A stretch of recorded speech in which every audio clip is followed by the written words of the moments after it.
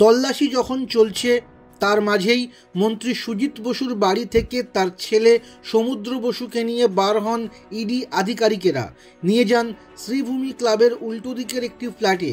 স্থানীয়রা জানিয়েছেন ওই ফ্ল্যাটে সুজিতের একটি দপ্তর রয়েছে, তিনি সেখানে মাঝে মধ্যে বসেন। তবে সুজিতের ছেলে সমুদ্র বসু জানিয়েছেন একটা প্রক্রিয়া চলছে, তিনি সাহায্য করছেন। তার প্রায় 1 ঘন্টা পর সেই ফ্ল্যাট থেকে সমুদ্রকে নিয়ে বেরিয়ে আসেন ইডি অফিসারেরা। সুজিত যে ফ্ল্যাটে রয়েছেন সেখানেই নিয়ে যাওয়া হয় সমুদ্রকে। পথে তিনি বলেন সব ঠিকঠাক চলছে, কোনো সমস্যা নেই, আইনের পথেই চলবে।